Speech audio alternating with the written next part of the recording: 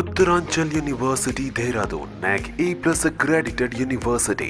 మీరు ఇక్కడ చూసుకోవచ్చు, ఈ బ్యాక్గ్రౌండ్లో ఉంది కదా, ఈ ఇంట్లోనే అంజలి చనిపోయిందనమాట. అయితే రాత్రి 8:30 ప్రాంతంలో ఇంటికి వచ్చిన తన భర్త మళ్ళీ 10:30కి ఇక్కడి నుంచి వెళ్ళిపోయినట్లుగా తెలుస్తోంది. బయట గడపెట్టి వెళ్ళిపోయేట. అయితే లోపల ఏం జరిగింది అనేది చుట్టుపక్కల ఎవరికి తెలియదు అంటున్నారు. ఎందుకంటే ఎలాంటి సౌండ్స్ బయటికి రాలేదు. ఆ అమ్మాయి అంత దారుణంగా అమ్మాయిని హింసించి అంత విచక్షణ రహితంగా కొట్టి చంపినా సరే బయటికి మాత్రం ఎలాంటి సౌండ్స్ వినిపించలేదంటూ కూడా పక్కింటి వాళ్ళు కూడా చెబుతున్న పరిస్థితి. అయితే తను దీన్ని ఆత్మహత్యగా చిత్రీకరించే ప్రయత్నం కూడా చేశాడంటూ కొంతమంది చెబుతున్నారు. ఆ అమ్మాయిని చంపేసిన అనంతరం తను పొలంలో కవులు చేస్తాడు కాబట్టి ఆ పొలంలో ఉన్న మందు ఏదైతే ఉంటుందో దాన్ని తీసుకొచ్చి అన్నంతో పాటు ఇల్లంతా చింద్రవందరగా స్ప్రే చేశాడని కూడా చెబుతున్నారు. అలాగే ఆ అమ్మాయి బాడీ మీద కూడా ఆ మందు అనేది స్ప్రే చేశాడు, ఆ స్మెల్ రావడం కోసం అని చెప్పేసి అని ఇక్కడ వారు చాలా మంది చెబుతున్నారు. అనంతరం తను బయటకు వెళ్ళిపోయిన తర్వాత ఆ అబ్బాయి వాళ్ళ అమ్మగారి ఇంటికి వెళ్ళి మందు తాగేసి ఆ అమ్మాయి అమ్మగారి ఇంటికి వెళ్ళి తన భార్యే భోజనంలో మందు కలిపి తను తిని నాకు పెట్టిందంటూ కూడా అక్కడ చెప్పడం అయితే జరిగింది. అయితే వీళ్ళంతా కూడా స్టార్టింగ్ అదే అనుకున్నారు, అంజలియే భోజనంలో మందు కలిపి తను తిని తన భర్తకు కూడా పెట్టింది అనుకున్నారు. అయితే పోస్ట్ మార్టం రిపోర్ట్ వచ్చిన తర్వాత కానీ అర్థం కాలేదు, కేవలం అతను హింసించి పాశవికంగా హత్య చేశాడని అయితే ఆ పోస్ట్ మార్టం రిపోర్ట్లో తెలిసింది.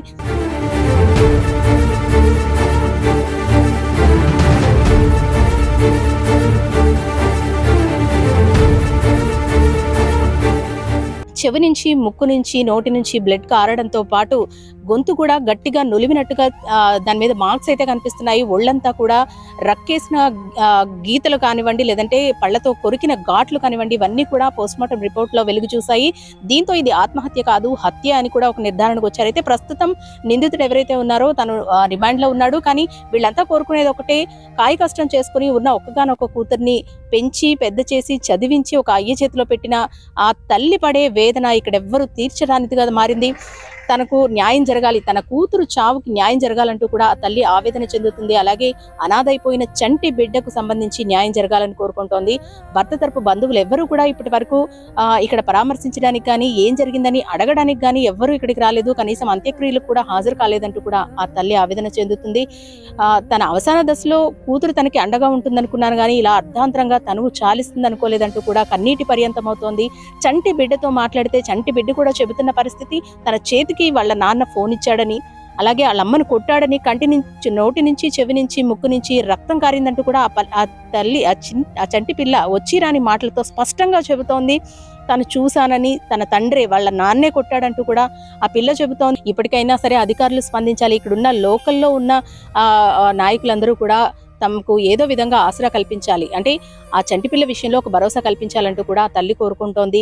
ఎందుకంటే ఇప్పటి వరకు చిన్నతనం నుంచి ఒంటరిగానే తన కూతుర్ని కాయ కష్టం చేసుకొని ఈ స్థాయికి తీసుకొచ్చాను, ఘనంగా పెళ్లి చేసి కట్న కానుకలు ఇచ్చి ఇప్పుడుంటున్న ఈ ఇల్లు కూడా ఆమెదే. గత సంవత్సర కాలంగా కూడా గొడవలు మరింత పెరగడంతో తానే తీసుకొచ్చి ఈ ఇల్లు ఇవ్వడం కూడా జరిగింది. భార్యాభర్తలు ఇద్దరు చంటిపాపతో ఈ ఇంట్లోనే ఉంటున్నారు.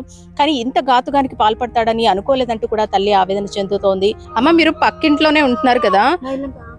ఓకే, అంటే మీకు ఎలాంటి సౌండ్లు వినిపించలేదండి? తరచు గొడవలు అవుతూ ఉండేవండి. ఆ రోజు ఎలా ఉండేవాడు? ఆ రోజు ఉదయం కూడా గొడవడుకుని వెళ్ళారండి, బయటికి గొడవడేసి కుడేసి వెళ్ళిపోయాడండి.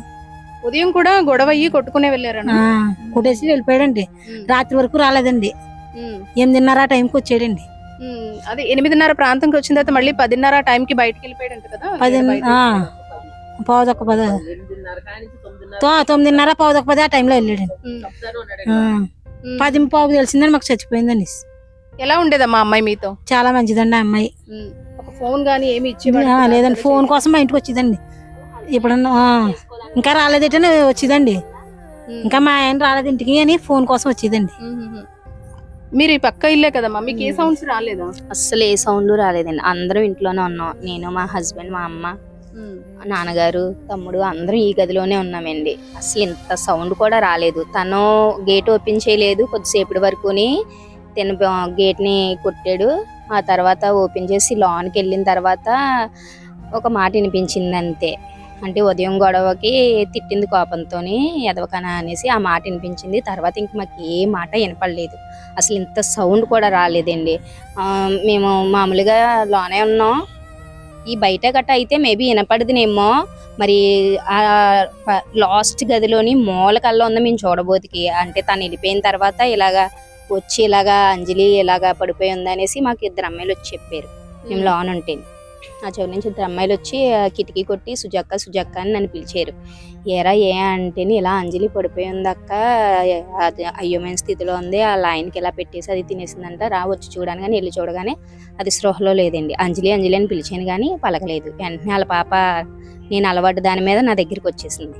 దాన్ని ఎత్తుకుని నేను వెంటనే బయటకు వచ్చేసాను. నా తర్వాత ఏమో తమ్ముడు చూసి పల్స్ అవన్నీ వెంటనే వీళ్ళందరూ వెళ్ళిపోయారు. వెంటనే వీధిలో వాళ్ళు అందరూ లోనికి వెళ్ళి పల్స్ అవన్నీ చూస్తే లేరు. కానీ పాపం వాళ్ళ మదర్ ఆ చివరి ఉంటుందండి. వాళ్ళ మదర్కి చెప్పాం. వాళ్ళ మదర్ వచ్చి వాళ్ళ మదర్ ఏమంది, ఇంకా ప్రాణం ఉందనుకుని ఏదో ఆశ ఉంటుంది కదండి కూతురి మీద, దానివల్ల నేను హాస్పిటల్ తీసుకెళ్తాను, అంజలి ఉన్నది, అంజలికి గుండు కొట్టుకుంటుంది అనేసి హాస్పిటల్ తీసుకెళ్ళింది. ఆవిడకి అది ప్లస్ అయిందండి. ఆవిడ కానీ హాస్పిటల్ తీసుకెళ్ళకపోయి ఉంటే మొత్తం ఊరు అందరం కూడా తినే చంపేసింది, మందు కలిపేసి తన్నేకి పెట్టేసి తినేసింది అనేసి అందరం కూడా దాన్నే అనుమానం. మందు కూడా ఇల్లంతా చల్లాడట కదా, ఎందుకంటే తను చేను పనులు చేస్తాడు ఎక్కువ, దానివల్ల ముందంతా ఇల్లంతా స్ప్రెడ్ చేసి దాని మీద కూడా వేసుకున్నారు అనేసి అన్నారు. అంటే తనే చంపినట్టుగా క్రియేట్ చేద్దామని చూసాడు. తను అన్నంలో పెట్టి పోస్ట్ మార్టం లో తెలిసిన తర్వాత మరి కొట్టి చంపేసాడని తెలిసింది. ముందైతే మాత్రం మరి తనే చంపినట్టు క్రియేట్ అయ్యింది. మరి ఒళ్ళంతా గాయాలైతే ఉన్నాయి కదా, మెడ మొత్తం అంతా కూడా నులిమేసినట్టు, అలాగే రక్కులు ఉన్నాయి, ఈ సైడ్ అంతా పళ్ళతో ఘాట్లు ఉన్నాయి, చెవు నుంచి ముక్కు నుంచి కూడా రక్తం వస్తుంది. బ్లడ్ అంతా ఇలా కన్ను కూడా నలిగిపోయినట్టు ఇదంతా బ్లడ్. నేను నిలబొతికైతే మొత్తం మూతంతా బ్లడ్ ఉంది. ఆ చిన్న పాప తన హెడ్ దగ్గర కూర్చుని అమ్మ అమ్మ అని ఏడుస్తూ ఆ బ్లడ్ ని తుడుస్తుందండి. ఇలాగ పెదాలని ఎలా తుడిస్తే అప్పుడు చూసాను నేను ఆ బ్లడ్ ని. అశ్వి అనేసి అనగానే అది నా మీదకి ఎక్కేసి ఏం అవ్వలేదు, అమ్మకి చిన్న దెబ్బ తగిలింది అనేసి దాన్ని జోకాడతా బయటకు తీసుకొచ్చేసాను నేను. ఇంకా వెంటనే తమ్ముడాలు చూడబోతుకైతే ఎంత బ్లడ్ ఇదంతా ఇక్కడ గట్ట కరుపులు అవన్నీ ఉన్నాయంటే చాలా బీభత్సంగా అయిందండి. మేమైతే పోస్ట్ మార్టం వచ్చేంత వరకు అమ్మాయిదే తప్పు అనుకున్నాం. కానీ పోస్ట్ మార్టం వచ్చిన తర్వాత తెలిసింది ఇదంతా క్రియేటివిటీ, దాన్ని చంపేసి ఇలా క్రియేషన్ చేశాడు అనేసి తెలిసింది మాకైతే. ఇదైతే చాలా ఘోరం అండి. అమ్మాయి అయితే చాలా మంచిది, తన మీద ఎటువంటి రూమర్స్ అయితే వేసుకోవడానికి ఏమీ లేవండి. అమ్మాయి ఇంట్లోనే ఉండేది, వాకలు తొడ్డానికి వచ్చేది, ముగ్గు పెట్టడానికి వచ్చేది అంతేండి. అంతకు మించి బయటికి అన్నది అడిగి పెట్టేది కాదు. తను ఏం భోజనం చెయ్యకపోతే తన పాప చిన్న పాప నాకు 3 సంవత్సరాలు, తనకి 2 పూర్తయి 3 వచ్చినాయి. వీళ్ళ ఇంటికి వెళ్ళేది, అదేండి అక్కడికి వెళ్ళి భోజనం తినిపించి మళ్ళీ ఇంటికి వచ్చేస్తుంది. అంతేకాని ఎవరికి వెళ్ళేది కాదు. మొబైల్ కూడా ఉండేది కాదంటే తన దగ్గర, మొబైల్ కూడా తన దగ్గరికి వెళ్ళింది. అత్త ఒకసారి ఫోన్ ఇవి, మా ఆయనకు ఫోన్ చేసుకుంటాను, మా అమ్మకు ఫోన్ చేసుకుంటానని ఆవిడ దగ్గరికి వెళ్ళి ఫోన్ చేసుకుని మళ్ళీ ఆవిడ ఫోన్ ఇచ్చేసి మళ్ళీ ఇంట్లోకి వచ్చేసి ఆ గేట్ దగ్గరే కుర్చీ వేసుకుని ఆడిపించేది. ఎప్పుడైనా పాపను మా దగ్గరికి పంపించేది ఆడిపించడానికి. అంతకు మించి వాళ్ళ ఇంటికి ఎవరన్నా వెళ్ళడం కానీ, ఈ అమ్మాయి ఎవరితో అన్నా వెళ్ళడం కానీ అయితే మేము ఎన్ని సంవత్సరాల నుంచి ఉంటున్నాం కానీ ఎప్పుడూ చూడలేదండి. మామూలుగా వెళ్తే వాళ్ళ హస్బెండ్ తో లేదంటే వాళ్ళ మదర్ తో వెళ్ళేది, అంతే కానీ బయటికి కూడా ఎవరితోనే వెళ్ళేది కాదండి. అమ్మాయి అయితే చాలా మంచిది. మరి ఇలా ఎందుకు రూమర్స్ వచ్చినాయో అయితే మాత్రం మాకు తెలియదండి. నిజంగా ఇక్కడ మేము చూసిన సిచ్యువేషన్ బట్టి అయితే అమ్మాయి చాలా మంచిదండి. కొంచెం కోపం, పెళ్ళైన కాడి నుంచి గొడవలు ఇవన్నీ కామన్ కానివ్వండి. అమ్మాయి అయితే చాలా మంచిది.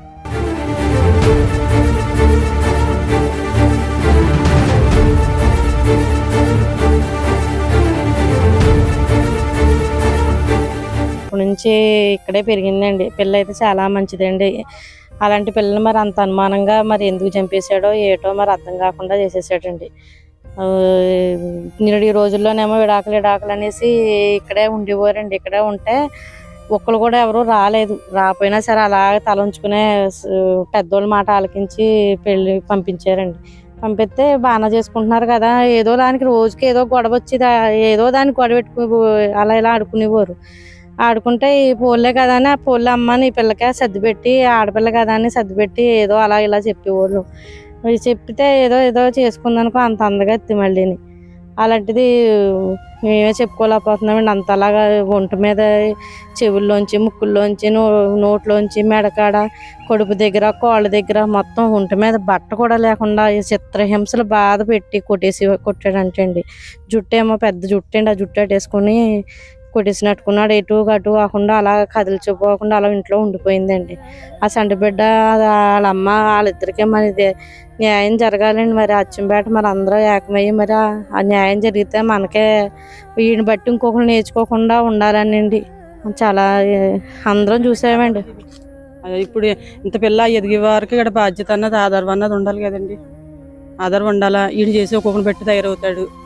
కొంచెం మరి ఆ పరిస్థితి ఆడ తగ్గట్టు ఏం చేస్తారన్నదే పెట్టండి. మరి ఆడ శిక్ష ఇలా పెడతారన్నదని ఆడు మళ్ళీ తల ఎత్తుకుని తిరగకుండా చేయాలండి. అలాంటి గొలిగాడిని అంత దారుణంగా చేయాలండి. మరి అలాంటి గొలిగాడిని ఆ చిన్న బిడ్డకి కూడా ఆధారం ఇవ్వాలండి. గత సంవత్సర కాలంగా ఈ గొడవలు ఏవైతే ఉన్నాయో అవి తారాస్థాయికి చేరిపోయి ఒకానొక స్టేజ్ లో విడాకుల వరకు కూడా వెళ్లారంటూ కూడా చెబుతున్నారు. అయితే మళ్ళీ భర్త తరపు బంధువులు వచ్చి బతిమాలి ఇంకెప్పుడు కూడా ఇలాంటి గొడవలు జరగవు, ప్రేమగా ఉంటాను, ప్రేమగా చూసుకుంటానని ఒక భరోసా కల్పించి ఆ పిల్లని తీసుకెళ్లడం అయితే జరిగింది. కానీ ఇంతటి ఘాతుకానికి పాల్పడతాడని ఇక్కడ వారెవ్వరూ కూడా ఊహించలేదు.